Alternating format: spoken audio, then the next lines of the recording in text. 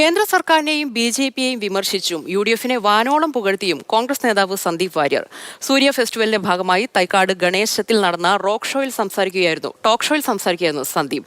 പ്രസംഗം കേൾക്കാനെത്തിയവരുടെ ചോദ്യങ്ങൾക്ക് മറുപടി പറഞ്ഞാണ് സന്ദീപ് വാര്യർ വേദി വിട്ടത്.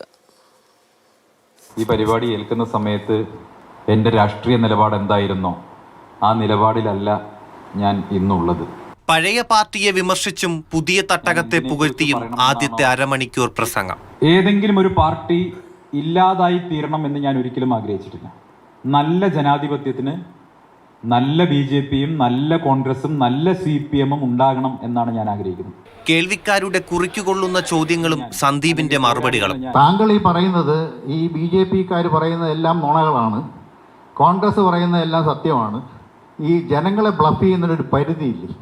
ഒരു കാര്യം കള്ളമാണെന്ന് തോന്നാം, മറ്റൊരാളുടെ ദൃഷ്ടിയിൽ അത് സത്യമാണെന്നത് ആപേക്ഷികമാണ്. 11 അതിൽ കൂടുതലോ വർഷമായിട്ട് ഈ കോൺഗ്രസ് മുക്ത ഭാരത് ഏതെങ്കിലും പാർട്ടി ഇല്ലാതാവുന്നത് ജനാധിപത്യത്തിന്റെ ശോഭ കെടുത്തും, അത് തെറ്റാണ് എന്ന് സാറിന് ബോധ്യമില്ലായിരുന്നോ? പലപ്പോഴും പ്രകടിപ്പിക്കേണ്ട അഭിപ്രായങ്ങൾ പ്രകടിപ്പിക്കാൻ പറ്റാതെ പോയിട്ടുണ്ട് എന്നുള്ളതൊരു വസ്തുതയാണ്, സത്യമാണ്, അത് ഞാൻ അംഗീകരിക്കുകയാണ്.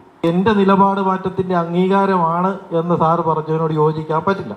കാരണം അവിടെ വിജയിച്ചത് രാഹുൽ മാങ്കൂട്ടമാണ്, സാറല്ല.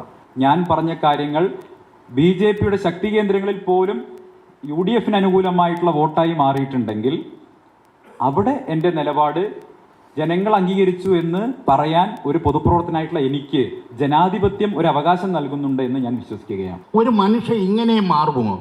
എന്തൊക്കെയാ ഇപ്പോൾ പറഞ്ഞത്? ഇനി അടുത്ത് സൂര്യ ഫെസ്റ്റിവലിൽ ഏത് പാർട്ടിയുടെ ആളായിട്ട് വരുമെന്നും കൂടെ ഒന്ന് ജനാധിപത്യ ബോധമില്ലാത്ത ബി.ജെ.പിയിലെ പല ആളുകൾക്കും അത് അംഗീകരിക്കാൻ മാനസികമായിട്ട് ഇപ്പോഴും വിഷമമുണ്ട് എന്നുള്ളത് സത്യമാണ്. അതൊരു പക്ഷേ എന്നോടുള്ള സ്നേഹം കൊണ്ടായിരിക്കാം. അങ്ങനെയാണല്ലോ, ഒരാളെ വല്ലാതെ സ്നേഹിച്ചു കഴിഞ്ഞാൽ അവർക്ക് യോജിക്കാൻ പറ്റാത്തൊരു നിലപാട് വരുന്ന സമയത്ത് അവർക്ക് ദേഷ്യവും തോന്നും. ആ ദേഷ്യമൊക്കെ മാറുമെന്ന പ്രതീക്ഷയിൽ സന്ദീപ് വാര്യർ വേദി വിട്ടു. മാതൃഭൂമി ന്യൂസ്, തിരുവനന്തപുരം.